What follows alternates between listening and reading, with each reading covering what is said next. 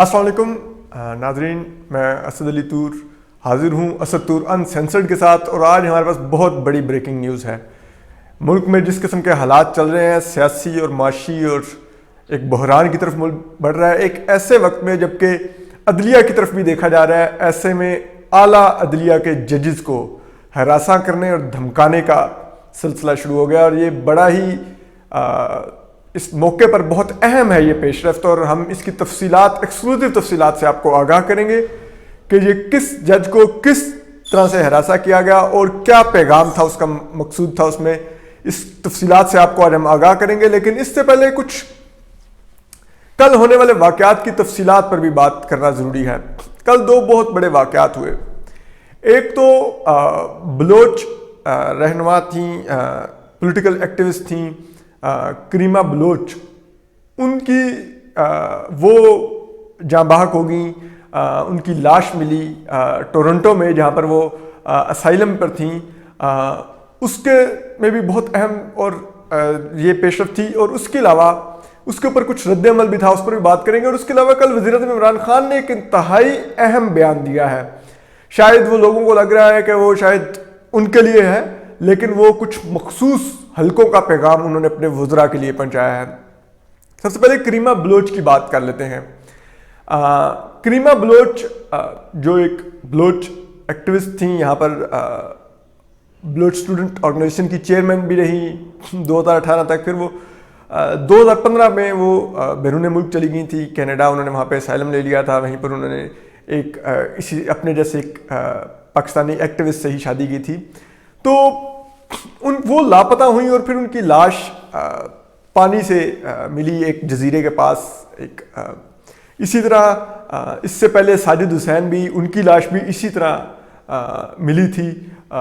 वो भी एक बलोच एक्टिविस्ट थे और सहाफ़ी थे, स्वीडन में वो असाइलम पर थे, उनकी भी इसी तरह लाश मिली। तो ये बड़ा मशकूक सिलसिला। लेकिन इसमें जो सबसे खौफनाक जो पहलू है वो ये है कि अभी तक तो वैसे तो कैनेडियन पुलिस कह रही है कि हमें अभी तक इसमें कोई फाउल प्ले, मतलब कुछ मुजरमाना सरगर्मी की अभी तक हमारे पास कोई निशानदेही नहीं हो सकी, क्योंकि उन्हें भी कल लाश मिली, अभी पोस्टमार्टम करेंगे, वो देखेंगे सब कुछ, फिर वो सर्च करेंगे। लेकिन उन्होंने कहा कि इस मौके पर हमें नहीं मिली जो इब्तदाई जहां से उन्होंने लाश ली है।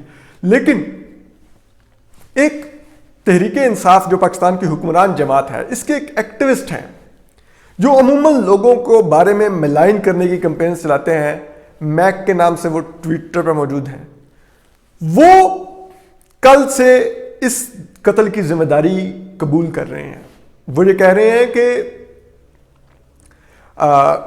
जो करीमा बलोच के आगे उन्होंने ट्वीट किया और लिखा डन, मतलब काम तमाम कर दिया, मिशन कंप्लीट, और यही इससे तासुर होता है। और वो दूसरे कुछ एक्टिविस्ट हैं जो पाकिस्तान से बाहर हैं, जिनमें गुल बुखारी हैं, जिनमें अहमद वकास गुराया हैं, उनके बारे में कह रहे हैं कि वेटिंग के, इनका नाम भी लिस्ट में है लेकिन वेटिंग पे है, इनके बारे में भी जल्दी आपको खबर दूंगा। ये वो कहना चाह रहे हैं। और उनका ताल्लुक किस जमात से है? पाकिस्तान की हुक्मरान जमात से है। ये चार्जशीट है। ये पाकिस्तान को सोचना होगा कि हमें इस मुल्क को किस तरफ ले जाया गया है। अगर बिलफर्ज नहीं भी है पाकिस्तान की हुक्मरान जमात इसमें मुलव्वस, पाकिस्तान की कोई इदारा इसके पीछे नहीं है, बहुत इम्कान है इसका। आखिर कनाडा में हम सब जानते हैं कि इसके इंटरनेशनल रिप्रिकॉशंस होंगे, नहीं हो सकते अगर हम कहते हैं। लेकिन ऐसे लोग कहकर क्या पैगाम दे रहे हैं? आखिर ऐसे लोग क्यों हमारी हुक्मरान जमात की सफ़ों में पाए जाते हैं? ऐसे लोग क्यों इदारों के खुद साख्ता तर्जमान बने हुए होते हैं सोशल मीडिया पर? ये देखने की ज़रूरत है। इसके पीछे यकीनन कोई वजह है। और ये पाकिस्तान में पिछले कुछ अरसे में ये फाशिज्म का कल्चर प्रमोट किया गया सोशल मीडिया पर। बहुत से लोग कल मैंने देखा, और उनका ताल्लुक, उनके प्रोफाइल पर तस्वीरें वज़ीर-ए-आज़म इमरान खान और उन लोगों की थी कि वो सेलिब्रेट कर रहे थे, एक खातून की हिलाकत को सेलिब्रेट कर रहे थे। मालूम नहीं वो तबई मौत है उनकी या उनको कत्ल किया गया, लेकिन वो उनकी मौत को सेलिब्रेट कर रहे थे। कितना इनह्यूमन है किसी इंसानी जान का जाना और उसको सेलिब्रेट किया जाना। इससे ज़्यादा इनह्यूमनिटी नहीं हो सकती, इससे ज़्यादा गैर इंसानी सलूक नहीं हो सकता। और ये कौन कर रहे हैं? हुक्मरान जमात के एक्टिविस्ट कर रहे हैं। इससे जाहिर होता है कि इस जमात के अंदर फाशिज्म की टेंडेंसी बहुत ज़्यादा बढ़ गई है। इस पर वज़ीर-ए-आज़म इमरान खान को गौर करना होगा। اس پر ان کو اپنی جماعت کے کلچر کو دیکھنا ہوگا کہ یہ کیا کلچر پروموٹ کر رہی ہے جماعت پاکستان میں. یہ اندھی نفرت اور عقیدت کے گروپوں میں بٹ رہا ہے یہ ملک, اور اس میں بہت بڑا کنٹریبیوشن ہے تحریک انصاف کا. ٹھیک ہے 90 کی دہائی میں یہ کام نون لیگ اور پیپلز پارٹی نے کیا, لیکن وہ سیکھ گئے. 2000 کے بعد انہوں نے اس لیول پر جا کے ایک دوسرے کو ملائن نہیں کیا. لیکن آپ اس کلچر کو نئے سرے سے پاکستان میں پروموٹ کر رہے ہیں اور اتنی ہوا دے رہے ہیں کہ یہ ملک کسی بھی وقت آپسی ایک لڑائی کا شکار ہو سکتا ہے. لوگ اس حد تک نفرت کی طرف جا رہے ہیں. آپ کو اس کو سوچنا ہوگا کہ آپ جب کسی کی موت کو سیلیبریٹ کرتے ہیں تو اس سے زیادہ گھٹیا اور غلیظ کوئی حرکت نہیں ہو سکتی, لیکن یہاں پر یہ کی جا رہی ہے. اس پر تحریک انصاف کو خصوصی غور کرنے کی ضرورت ہے. وزیر اعظم عمران خان کو غور کرنے کی ضرورت ہے, کیونکہ ان کے پیچھے ایک یوتھ کا بہت بڑا طبقہ ہے. وہ چاہتے تو پاکستان میں ایک سوشل ریفارم کا باعث بن سکتے تھے, لیکن وہ پاکستان میں تقسیم کی علامت بنتے جا رہے ہیں اپنے اس عمل کی وجہ سے. اسی طرح ایک اور چیز جو کل وزیر اعظم عمران خان نے کہی, کل انہوں نے اپنے وزراء سے اور اپنے کیبنٹ کے لوگوں سے, مشیروں سے, اہم بیوروکریٹ سے خطاب کیا. اس میں انہوں نے کہا, بڑی دلچسپ گفتگو انہوں نے کی. انہوں نے کہا کہ کسی بھی کو بھی بغیر تیاری کے اقتدار نہیں ملنا چاہیے, اور انہوں نے کہا کہ ہمیں پہلے 3 ماہ تو ٹیم بنانے اور ہمیں چیزیں سمجھنے میں ملے کہ ہم جو باہر سے دیکھ رہے تھے اندر تو کچھ اور تھا.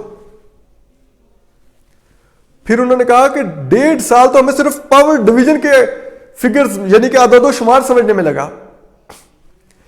مطلب جس شخص کو 1.5 سال, جس حکومت کو صرف پاور ڈویژن ایک منسٹری کے اعداد و شمار سمجھنے لگا, باقی اکانومی کی اس کو کیا سمجھ آئی ہوگی.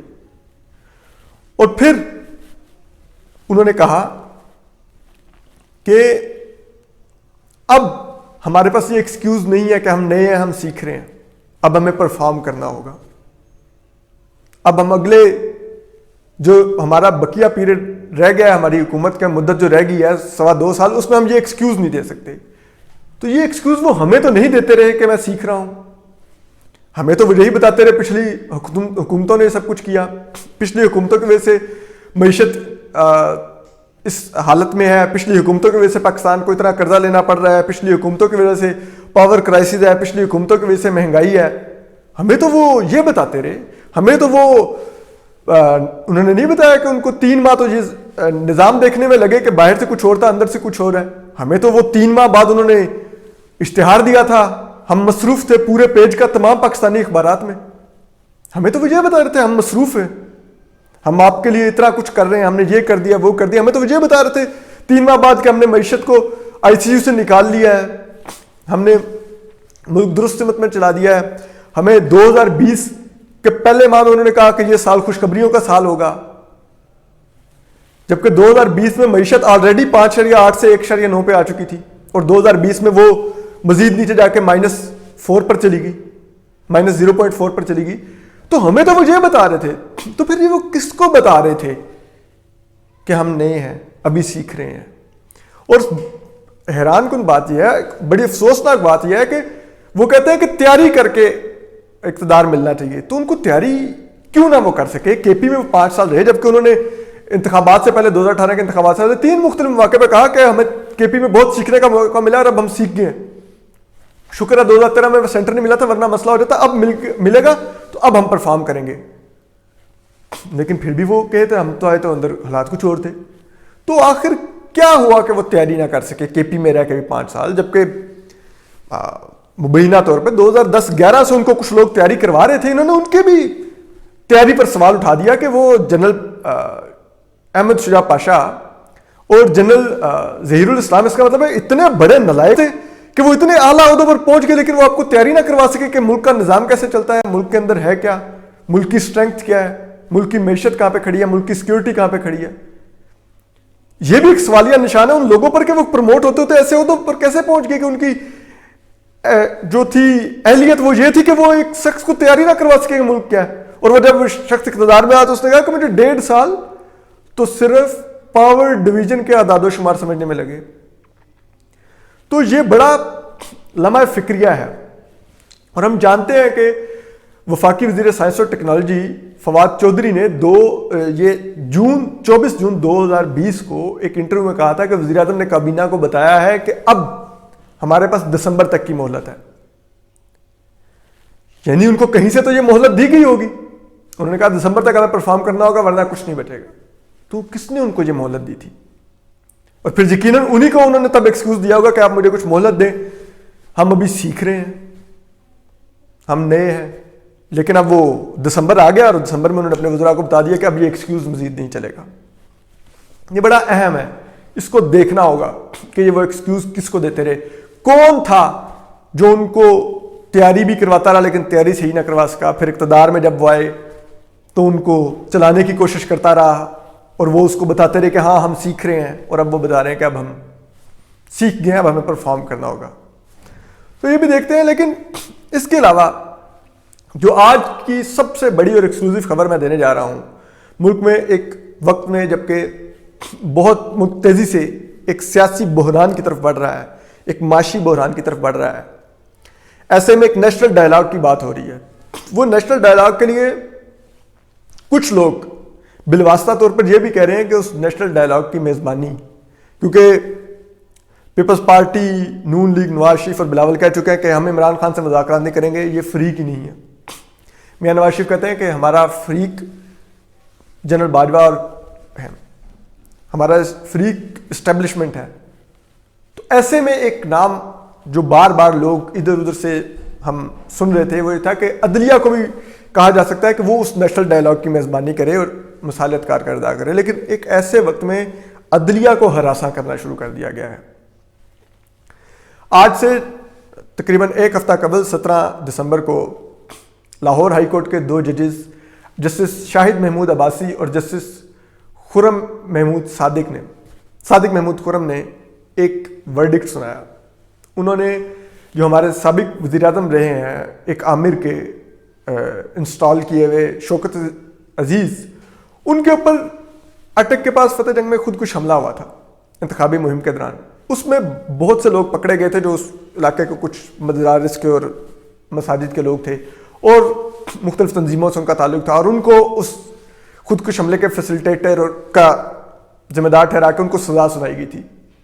ये हमारी एजेंसीज की एक रूटीन प्रैक्टिस होती है कि इधर कोई कार्रवाई होगी, वो इधर उधर से लोग उठाएंगे, बंदे पूरे करेंगे, उन पे चीज़ें डालेंगे, जिससे इतना मवाद बरामद, इससे हेट लिटरेचर बरामद, इससे बारूदी मवाद बरामद, इससे इंडियन करेंसी बरामद, और ये और वो ठक फेंक के एक केस तैयार करेंगे और सजा सुनवा लेंगे।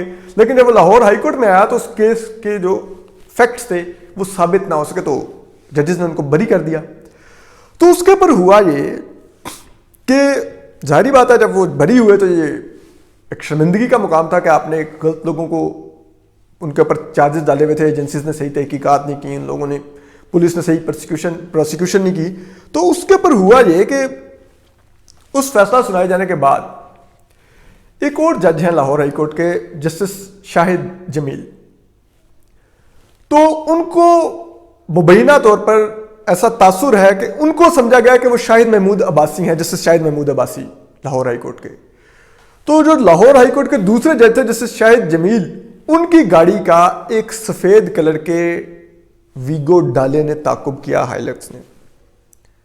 और वो आपको पता है पाकिस्तान में ये डाले किनके पास हैं, ये वीगो टोयोटा के, और हमें तो बहुत अच्छी तरह मालूम है कि अमूमन लोग उन्हीं पर लापता होते हैं और फिर जब वज़ीर-ए-आज़म कहते हैं मैं नोटिस लेता हूं तो वापस आ जाते हैं। तो उसी तरह के एक डाले ने उनकी गाड़ी को ताकुब किया, हरासा किया, जबकि उनके साथ एक एलीट फोर्स की स्क्वाड भी था उनकी सिक्योरिटी के लिए, जिसने उस वक्त कोई रद्द-ए-अमल का इजहार नहीं किया। जबकि ये वाइट गाड़ी बार बार उनको हरासा करती रही, उनको जिसे कहते हैं मुख्तलिफ अतराफ से आकर उनके करीब आती रही, उनको वो जिसे हमारे देसी ज़बान में कहते हैं साइडें मारती रही, और उसके बाद बिलाखिर उन्हें रुकना पड़ा। तो और मेरे पास ये भी एक्सक्लूसिव मालूमात मौजूद हैं जो कि मैं सोर्स ने मुझे रोक दिया है, मैं नहीं दे सकता, कि ये मामला सिर्फ जस्टिस शाहिद महमूद अब्बासी का नहीं है। ये जस्टिस शाहिद महमूद अब्बासी के अलावा और भी जजेस को हरासा किया जा रहा है, और ये मुख्तलिफ तरीकों से हरासा किया जा रहा है जो कुछ अहम मुकदमात सुन रहे हैं। और उन अहम मुकदमात में इस वक्त रियासत की दिलचस्पी है बहुत ज़्यादा। ان کو ہراساں کیا جا رہا ہے. میرے خیال میں chief justice of Pakistan justice Gulzar Ahmed کو اس چیز کے اوپر آن ریکارڈ کچھ کرنا چاہیے, کچھ سو موٹو نوٹس لینا چاہیے, ایجنسی سے جواب طلبی کرنی چاہیے. یہ چیزیں میں جسٹس سابق جو چیف جسٹس تھے افتخار چودھری, ان کے سے بہت اختلاف کرتا ہوں. انہوں نے جمہوریت کے ساتھ بہت ظلم کیا, لیکن افتخار چودھری کے دور میں یہ جرت نہیں تھی کہ ججز کو اس طرح ہراساں کیا جا سکے. جسٹس خلیل الرحمان رمدے نے ایک فیصلہ دے رکھا تھا کہ کوئی ایجنسی والا عدالت میں نہیں آئے گا, ججز کالونی میں نہیں آئے گا, کوئی فون ٹیپ نہیں ہوں گے, کوئی اعلیٰ نصب نہیں ہوگا. لیکن اب حالات جہاں پہنچ گئے. جسٹس قاضی فائز عیسیٰ نے اپنے ریفرنس کے خلاف جو درخواست دائر کر رکھی تھی, اس کی سماعت کے دوران ہم نے کھلے عام دیکھا کہ نامعلوم افراد 2 مستقل کمرہ عدالت میں آتے تھے اور پھر باہر جا کے بریک میں وہ پیجر پر ڈیٹیلز بھیجتے تھے کہ آج سماعت میں ابھی تک کیا ہوا. اور وفاقی وزیر قانون فروغ نسیم ان سے مشاورت کرتے تھے بار بار جا کے, ان سے ہدایات, مبینہ طور پر ایسا لگتا تھا ہدایات لیتے تھے. اور میں نے یہ اپنی ایک سٹوری میں رپورٹ بھی کیا جس پر مجھے انتہائی اعلیٰ سطح سے ڈسپلیئر بھی کنوے کیا گیا, ناپسندیدگی کا اظہار کیا گیا کہ ہمارے اعلیٰ سطح پر آپ کو پڑھا جا رہا ہے اور آپ ہمیں دشمن بنا رہے ہیں. یہ تک پیغام بھجوائے گئے. تو یہ ایک ایسا ماحول ہے, اس کے اندر عدلیہ کو ہراساں کیا جانا, عدلیہ کے اندر ایسے لوگوں کا کھلے عام آنا جانا, کمرہ عدالت میں آ کے بیٹھنا, کیسز کو آبزرو کرنا, یہ عدلیہ کے بھی سوچنے کا مقام ہے کہ آخر اب معاملات یہاں تک کیوں گئے ہیں, کون ہے جو معاملات کو یہاں تک لے کے جا رہا ہے, اور کون ہے ایک ایسے وقت میں جب ملک ایک سیاسی بحران کی طرف بڑھ رہا ہے اور اس میں عدلیہ ایک کردار ادا کر سکتی ہے, اس سے پیشتر ہی عدلیہ کو ہراساں کر رہا ہے. یہ دیکھنے کی ضرورت ہے. اس کے اوپر میں سمجھتا ہوں چیف جسٹس آف پاکستان کو دیکھنا چاہیے, اور دیکھتے ہیں کہ وہ آنے والے دنوں میں کیا دیکھتے ہیں, کیا کارروائی کرتے ہیں, کوئی نوٹس لیتے ہیں نہیں, اور اس پر مزید بھی تفصیلات لائیں گے. اور اس کے علاوہ ایک اور پہلو پر بھی آنے والے دنوں میں ایکسکلوزیو سٹوری دیں گے کہ جو ڈیڈ لاک پیدا ہو گیا ہے اس میں بین الاقوامی اسٹیبلشمنٹ کیا کردار ادا کر رہی ہے. اس پر بھی کچھ معلومات ہیں, کچھ کام جاری ہے, اور اس سے ہم آپ کو آنے والے دنوں میں 1 سے 2 روز میں ایک خصوصی معلومات آپ کو دیں گے. آج تک کے لیے اتنا ہی. اسد علی طور کو اجازت دیجیے.